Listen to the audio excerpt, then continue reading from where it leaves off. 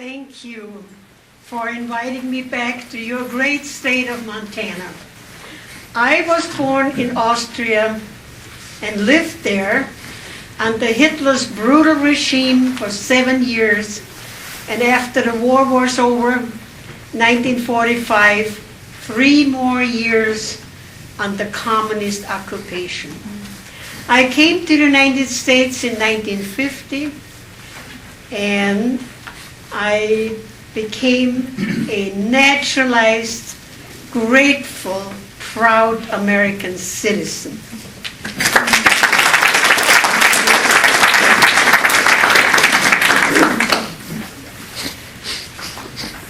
If I would tell you that Hitler rolled into Austria with tanks and guns, I would distort history.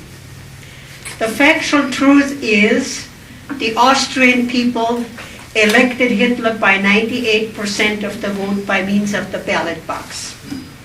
Now you might ask, how could a Christian nation elect a monster like Hitler? Hitler was not a monster at the beginning at all. He didn't even look like a monster. He was a very, very clever geopolitical politician. He talked like an American politician.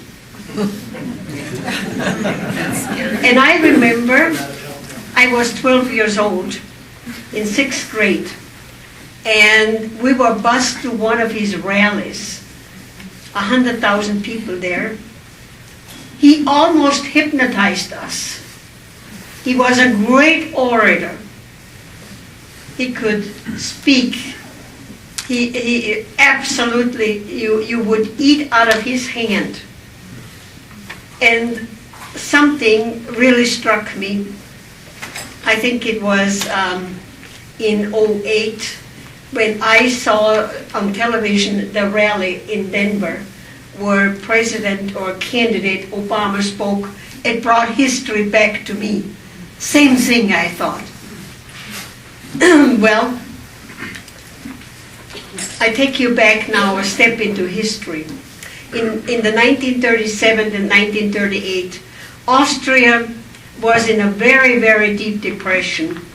We had 1/3 of our workforce unemployed. Almost 33% unemployment. We had poverty, and people were desperate. It was not unusual that in my home, 30 people a day would knock on the door for a bowl of soup and a slice of bread. They wanted to work, but there were no jobs. The unions were calling for strikes, and industry closed up, factories closed up, and it was an unemployment crisis, an economic crisis, that the people were getting desperate. And so we looked to our neighbor to the north, to Germany. Hitler ruled there since 1933. They had full employment. They had a high living standard.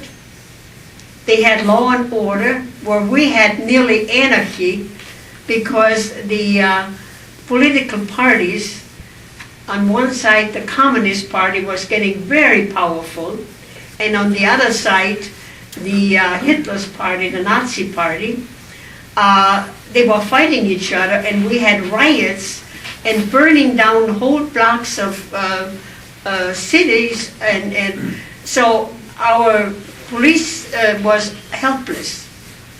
And here in Germany, they had law and order, and the people lived very well. Everybody was driving the Volkswagen, you know, the little beetle car, and there was not a whisper that anybody was being persecuted. So we thought, there's just a border between us. We speak the same language, we have the same culture. It's like a border, like between South and North Dakota.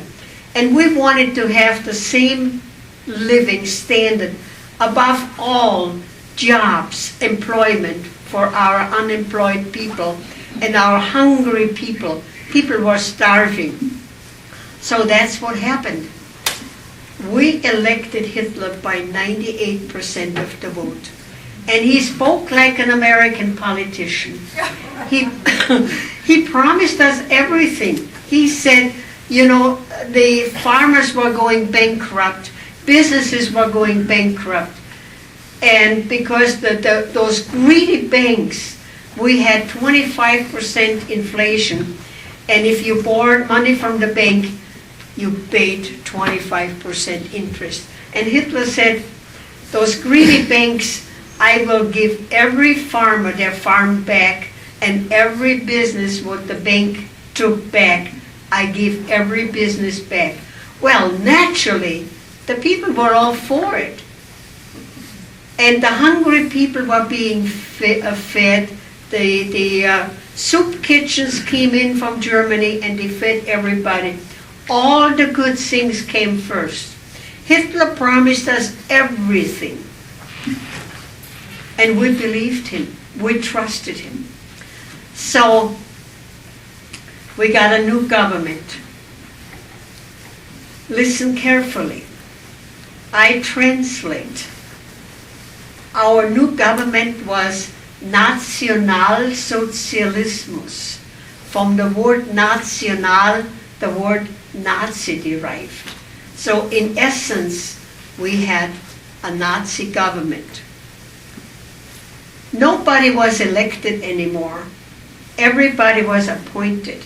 From the school board, the city commission, county commission, legislature, and governors, they were all appointed.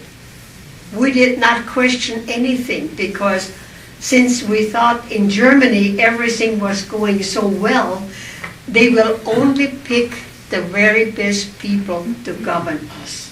We trusted them. First thing what happened, Hitler gave us free radios so we could listen to him. Because we also had a cabinet secretary of propaganda, Joseph Goebbels, and he was on the radio every day. So after we got the free radios, Hitler nationalized the radio stations. So we only had one voice, the government. And we were being warned, if we dare listen to a foreign radio station, BBC or Switzerland, death penalty, capital punishment. I didn't see any heroes. We only had one voice, the government. Next thing, what Hitler did, he nationalized our banks. First, he looted the Jewish banks. Then he nationalized all our banks. Government controlled. Well, because the banks were so greedy, we have to do something about it. Well, like Wall Street, sort of, you know. So he nationalized all our banks. Next thing, he nationalized our only car industry. Austria produced a little car called Steyerwerke, a little bit bigger than a Fiat, a little car, nice car. He said, we don't need that anymore. We already have the Volkswagen, so turn in the car industry into a defense industry. So, next thing what happened, we all had to carry ID cards. You couldn't even board a bus or a train without a national ID card. The government wanted to know who everybody was. We all were on the list. And then, of course, we got this new style of government. We had what here we call regionalism. Austria had 7 states, and Hitler said it's a lot easier to govern 4 states instead of 7. So we merged the 7 states into 4, and then we only have 4 governors. We save a lot of money. And of course, we didn't question that either. as a lobbyist in South Dakota, I found 3 times a bill that they wanted to merge our 66 counties in South Dakota into 15. I said, wow, history is coming back. And I testified in committee. I said, well, it looks like you're doing a little same thing what Hitler did to us in Austria. And needless to say, 3 times the bill went down in flames. We did not want to regionalize our 66 counties. We wanted to have local control. What that means to merge everything, because centralization is a very, very important component in socialism. Centralizing government, taking away local control. So, the new government. First thing what happened, oh, and it sounded so wonderful, the Equal Rights Amendment. Equal rights for women. Oh, the teachers were just wonderful for that, you know, they really hailed that, because in Austria at that time, if you were a female teacher, and by tradition, if the female teacher would get married, she couldn't teach in school anymore, because the tradition was that women would stay home and be a good wife and raise a family. So the teachers, oh well, they said, you know, we invested a lot of money and time in our education, and now we're going to be liberated. So the liberation of the women didn't last long. Then, when the war came in 1939, they not only drafted the young men, they also drafted the young girls. And the first year they had to be in the labor corps, but they already had the girls at age 18. They had pre-military training. They lived in barracks, and when the year was over and the war started in 1939, they were sent out into the firing line as anti-aircraft gunners and in the Signal Corps. So when the news started traveling back that the girls got wounded and killed, we realized that the Equal Rights Amendment, we got the frosting on the cake. And the cake was so rotten underneath. And when we fought the Equal Rights Amendment here in America in the 1980s, we know why they wanted to have the Equal Rights Amendment, because every country around the world who has either a socialist government or a communist government has an Equal Rights Amendment, except the United States. We were the ones who went out into the trenches and fought it, and many, many of you probably were in the trenches too. And so the other part of the Equal Rights Amendment was, it had 2 components.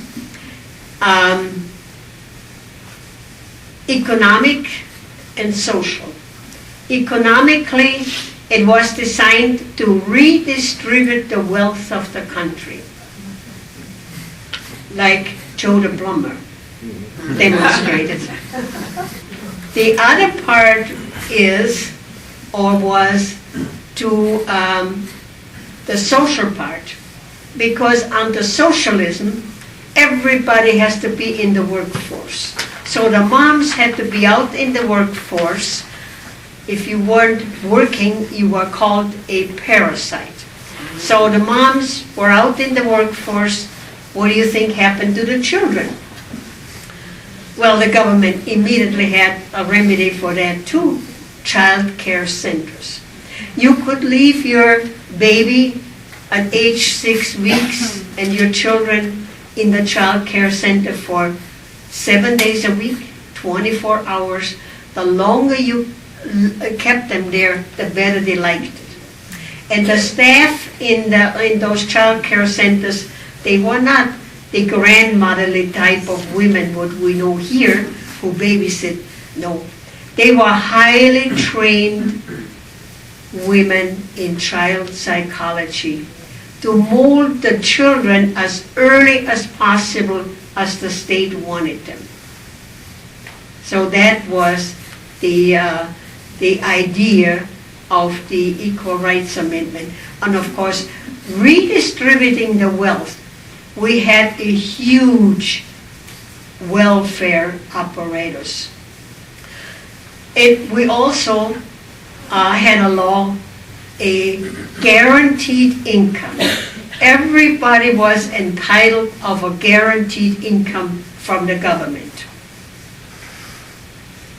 Now, if your income was not on the level what the government decreed, then to be equal, you got free housing, you got food stamps, you got fuel, whatever. So everybody was on an equal level. But the downside of that was that our taxes escalated up to 70%. That is socialism. You have to take from those who work hard and work very hard to give to those who have not, or who don't want to work hard. Now here in the United States, we are already of the 50-50 level. 50% in this country don't pay income tax, and they have their hand in your pocket. That's socialism. So that was the component of the Equal Rights Amendment. And thank God we defeated that in the 1980s. Otherwise, we would be up to our necks in total socialism by now. Of course, we also had tons of bureaucrats, all government employees, and they wrote all the regulations and all the rules. In Washington, we have 42 commissars who are writing the rules and regulation, and then our president will make whatever by executive order. Circumventing the Congress, that's socialism, where the people have no say-so whatsoever, because the bureaucrats, especially in EPA, you know, the green movement, that's the new red. They're making all the rules and regulation, and it will escalate up in costs. Everything will be very, utilities will be very expensive, you know, so that's what happens under socialism. And all these bureaucrats, what we had, they were, for one reason or another, nitpicking at everything. Like OSHA, we had OSHA. And they would go into the businesses and nitpick around that they would have to replace this and they would replace that. So a lot of small businesses went out of business. Like in the restaurants, they would go in there and look around, the bureaucrats, and they would look around, and if their tables had corners like this, nope, you cannot have that, that's dangerous, you could get hurt, you have to have round tables. So a lot of small businesses went out of business. Now they also went out on the farms, counted their livestock, and measured their land, and told the farmer what to plant, how much he had to plant, and how much he had to harvest, regardless of the weather. And if the farmer couldn't come up with the harvest, he got fined, and God forbid, when they counted their livestock, if he would butcher a pig for himself, he would go to jail.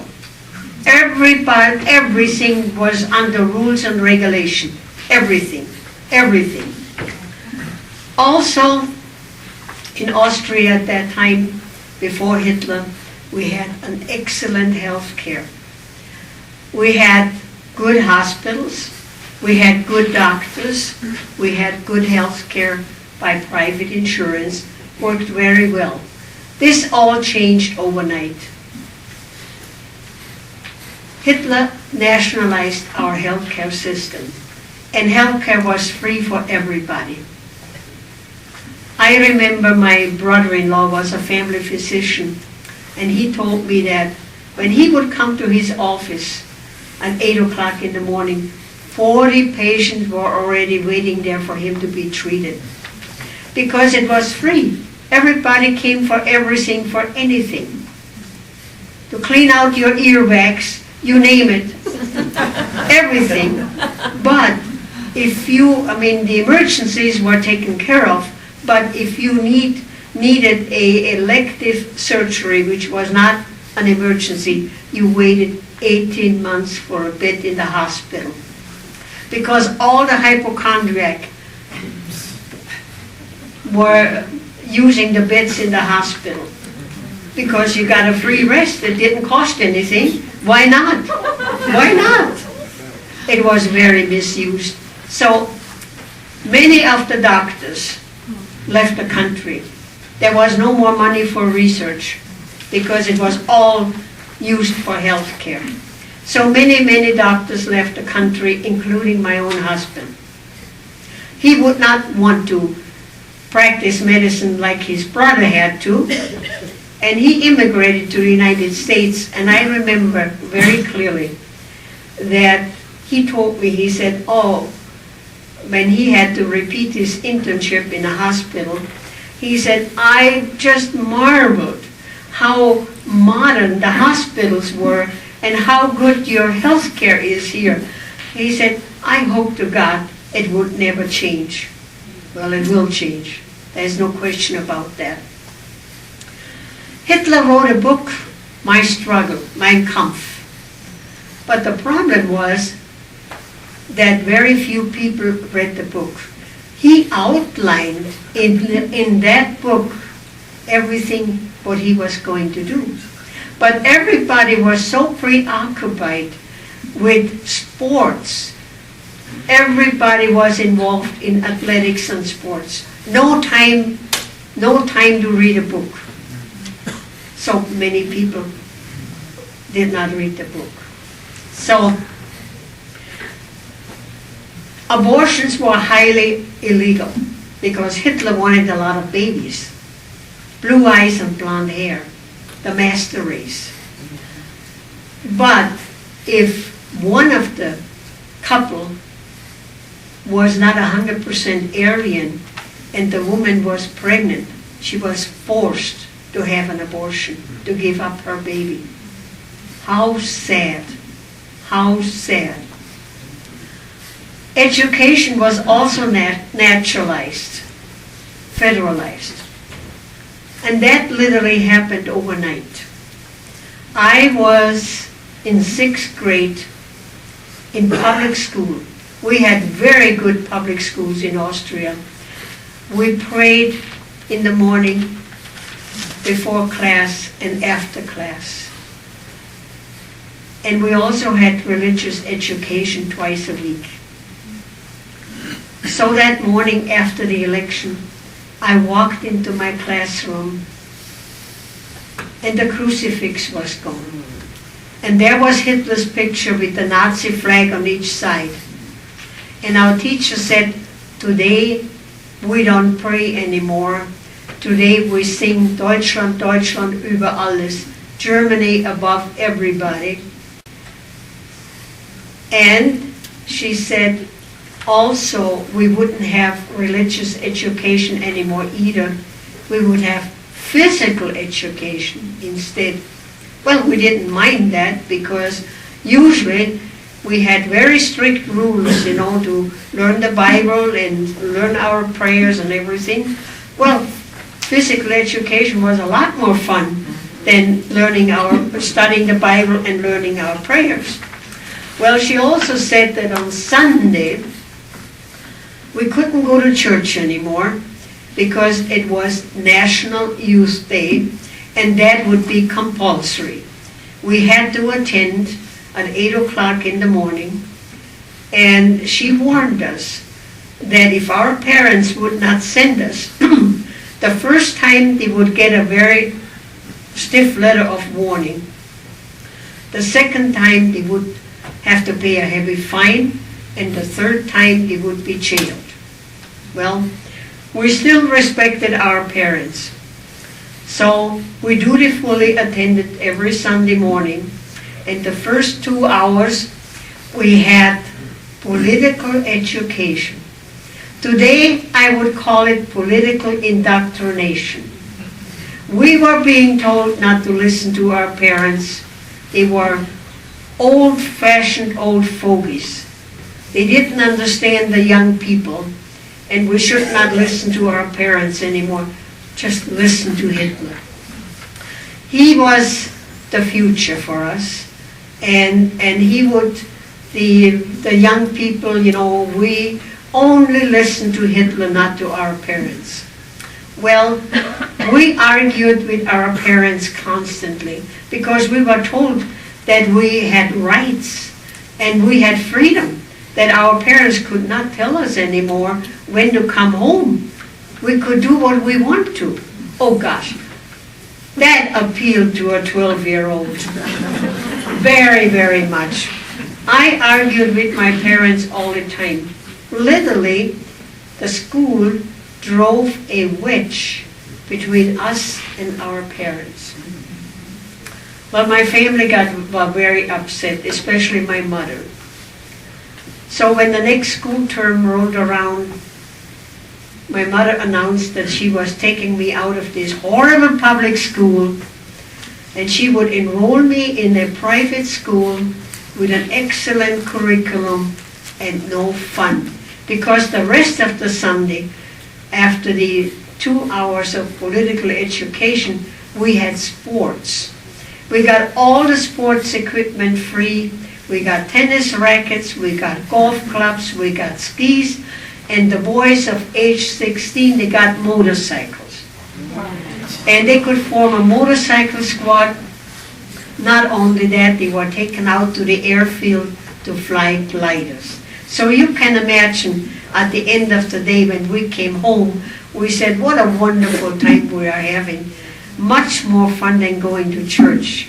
So that's why my mother took me out of public school and enrolled me in that private school, a huge building with an 8-foot wall around and a locked iron gate. And as I bid my mother goodbye, I almost hated her because I thought she was putting me in prison. But she was a very wise woman. She said, today you don't understand what I'm doing for you, but sometime when you grow older, you will realize what I'm doing for you. Had my mother not intervened, today I would be a radical Marxist, because that was being taught in public school. So, that was our education system. Of course, I did not like my new school at first because it was very, very rigid. We had an excellent curriculum. But then on holidays, I could go back home and I would go back and visit my classmates. I wanted to find out what really was going on there. Well, I did not like what I saw. 16-year-old girls were pregnant and having babies for Hitler. It was a free lifestyle. Everything goes.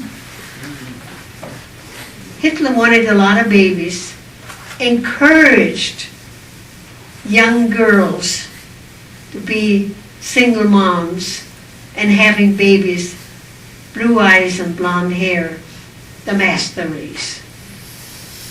So, as my education progressed, and of course, the school I went to, it was all-year school. It was very rigid, and as my education progressed, and finally when I entered college, you could not pick your major. The government told you what you had to study. I wanted to be a journalist and writer. They said, no, we don't need journalists. We don't need writers either. You go in education. Well, I happen to like children, so I took the education block. And at the end of the last year in college, I was sent to a small village in Austria to do my practice teaching. I saw real euthanasia. When I arrived there, I was told in that village they had about 15 people who were mentally handicapped. They couldn't read or write, they couldn't speak well. And one man I know very well, Vincent, he was the janitor in our school. All those people did good manual work. And Vincent kept our school clean. And one morning I looked out of my classroom window, and there was a van out there from the health department. And all these people, including Vincent, were put into the van. And I thought, oh, they take him for an outing, like a picnic or something. So I asked my principal and said, now where are they going to take him for the outing? Oh, he said, that's not an outing. The health department came along to the families of those people and asked them if they would sign the paper to institutionalize them, to teach them how to read and write and learn a trade like basket weaving. Gladly the parents signed the paper to let them go, and off they went. They all left in excellent health. 6 months later, the news came to the parents that their son or daughter died a natural but merciful death. That was euthanasia.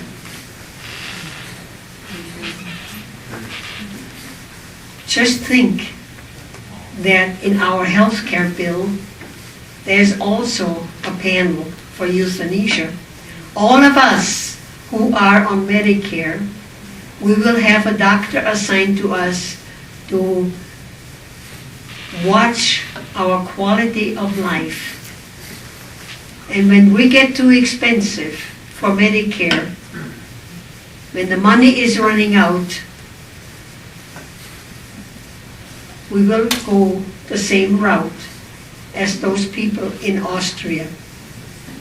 And I remember it was back in the 80s. I have been a lobbyist in South Dakota for 37 years. And I come into a lot of legislation and bills what is very much pointed to socialism.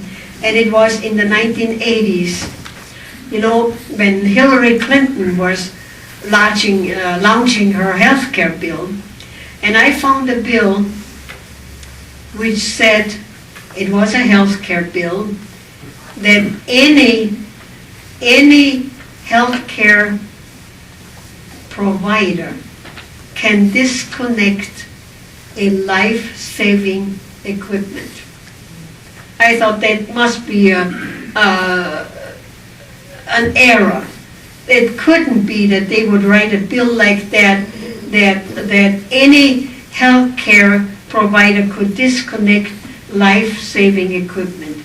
It couldn't be. Well, when the bill came up in committee, the proponents of the legislation always come first. It was the Hospital Association lobbyist, and he testified that we need this bill, this legislation, for cost containment, meaning money, saving money. Well, I couldn't believe it. So when my turn came to testify against the bill, I said to the committee, ladies and gentlemen, did you hear the hospital lobbyist making a slip of his tongue and saying cost containment? It costs too much money. I said, that is a federal law. It's called the DRGs, Diagnostic Related Groups. And the federal law says that if you are on Medicare and you are in the hospital, and you are perhaps terminal, and the federal law will only pay a certain amount of days for your care. And when the days are running out and you are in the hospital and you need IV, what are they going to do? Is pull the plug. Well, after that, the bill went down in flames. That is our health care, and in Obamacare, the same thing is in there. There is a plank in there, and everything is connected. Well, God forbid, should I ever become handicapped. I hope not. But I will never apply for a handicapped license plate because I don't want to be on the list. That's right. You're right. It's very scary. Very scary. We also had, under Hitler, a federal police force, a secret police force in civilian clothes, commonly known as the Gestapo. And they were everywhere. In civilian clothes, you didn't know who they were. They were everywhere, and people disappeared all the time. We didn't know what happened to the people. We didn't know. Because everything was such a tightly watched lifestyle, and everything was being so controlled. It went like this. Naturally, all our food was being rationed. And if somebody in your home passed away, like grandma, and of course you had the ration card, you got 1 pound of sugar a month. And if you went quickly to the grocery store and bought that coveted pound of sugar, the next day the Gestapo would knock on your door and say, we know that you bought that pound of sugar. You didn't turn in the sugar coupon by law, but we are not going to arrest you. But you have to report on your neighbor, your friend, your boss, everybody you know, your family. You report to our office, the office of the Gestapo, once a week. And if you don't do that, then we arrest you. That way, they created a network of informants. Everybody was informing on everybody else. You couldn't trust anybody. We couldn't trust the mailman. We couldn't trust the electrician. We couldn't trust the plumber. We didn't know if they were informants. It was terrible. We were so controlled. And I remember, I think it was in February '09, I was driving to the Capitol and I had on my car radio. And there was President Obama saying, if anybody says something derogatory against me, call the White House. Snitching, the same as the Gestapo. Can you imagine? I thought in this great country of freedom, it's starting just like under Hitler.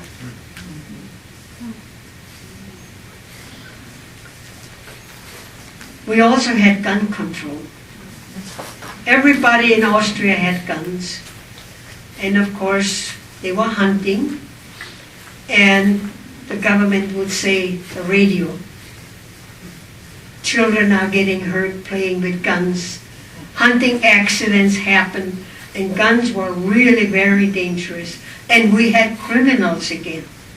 So the government said, because we had murderers, criminals, we would have to bring our guns to the police station so they could identify the serial number.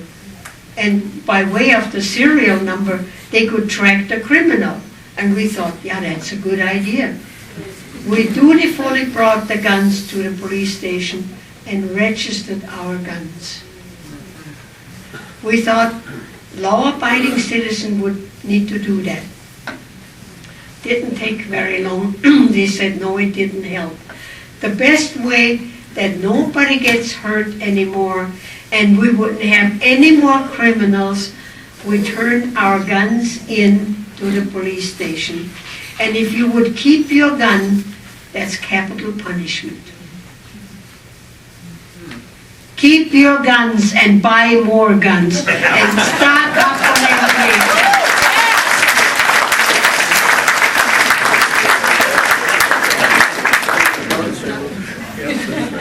Like I said, Hitler was a very clever geopolitical politician. He also nationalized our churches. He said, oh, those beautiful cathedrals, it's so expensive, the upkeep and restoration, and there just isn't enough money coming in by donation, by the basket on Sunday. So the best way to have those beautiful churches, the cathedrals, restored is a church tax. So when you pay your income tax, you pay an additional 2% church tax. That way he could control the priests and the ministers. So nobody could speak out anymore. We had no knowledge of a concentration camp. That was a very tightly guarded secret. Only a handful of the upper echelon in the government know that we had concentration camps. We only found out after the war that we had concentration camps when the Americans liberated us. We were horrified that this happened we didn't know anything about it. So, dictatorship did not happen overnight. It took 5 years, little by little, gradually, from 1938 until 1943, we had a full-blown dictatorship. And I give you a scientific example. If you have a pot of boiling water on your stove and you dump in the frog, they'll jump out right away. But if you have a pot of water, cold water, and put the frog in there and turn on the heat little by little, and the frog will be sitting in there and getting boiled to death. And this is exactly what happened to us. The frog didn't even flex a muscle. This was happening to us little by little, step by step, gradually. So, when the people fear the government, that's tyranny.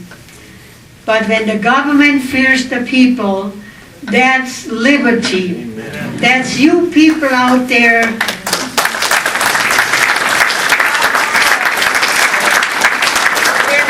And that will make the difference. That will make the difference. You see, in Austria, we only had one voice, the government's radio station. We had no way of finding out anything. We had no organization, no conservative organization, because everybody was scared to death. We had no way of finding out anything. The borders were being closed. Nobody could get in and nobody could get out. We were being boiled to death.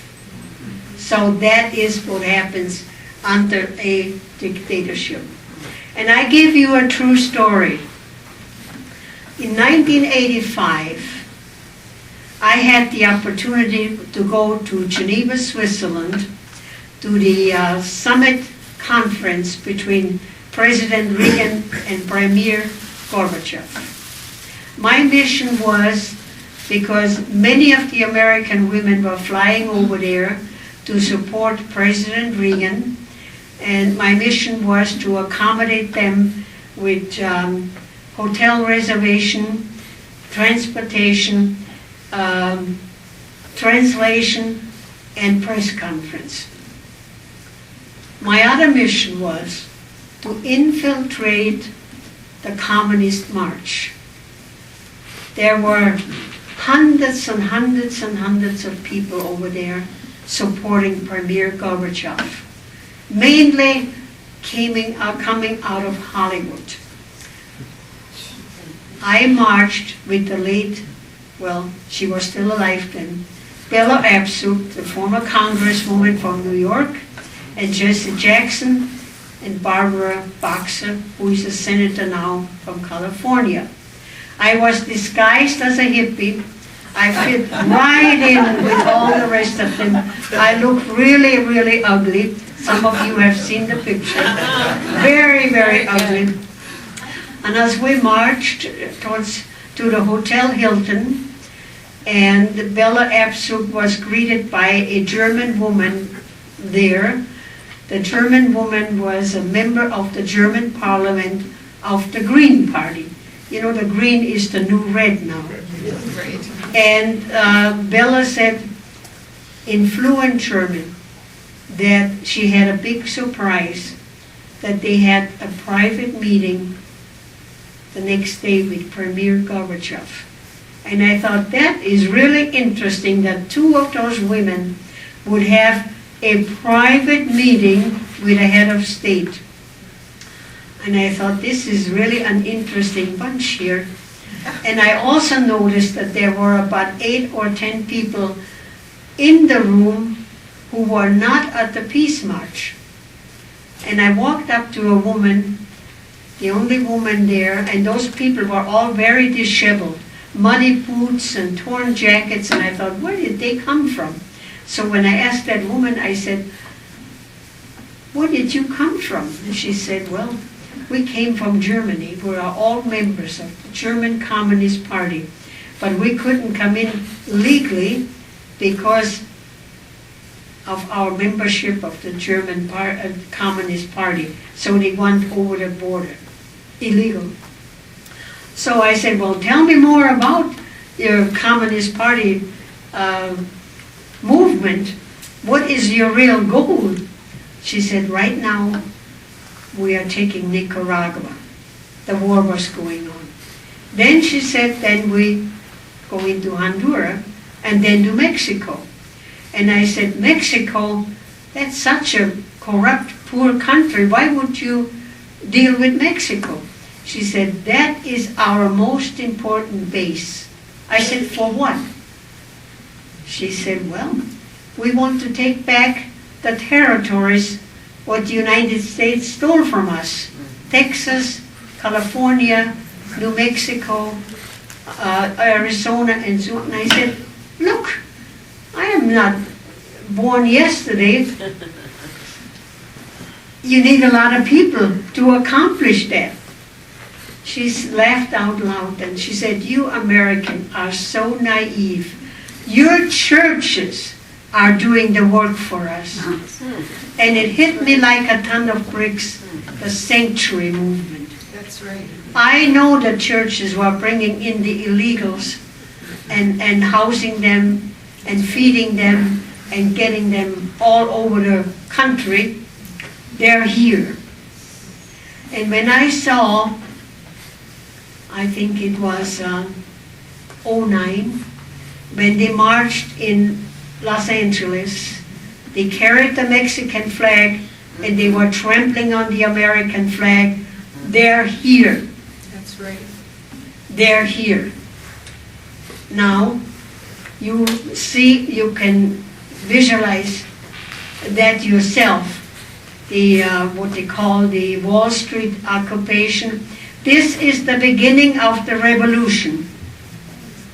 We haven't seen a lot yet. A lot of yet is to come yet. They want to turn this country into communism, Marxist communism, not only socialism, but Marxism.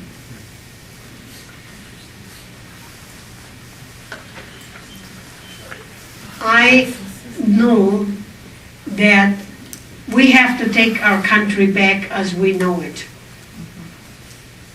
We cannot sit still and do nothing. I urge everybody to have house parties. Play my CD and invite 5 or 6 people over to your home on a Sunday afternoon and let them listen to my CD, because the parallel is so real. There's a lot of it already, what has happened and what is going to happen. I am an eyewitness to history, and history is coming back for real.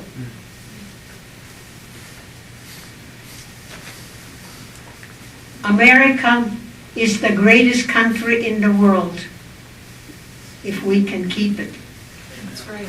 Those of us who sailed past the Statue of Liberty, we came to a country of unbelievable freedom and opportunity.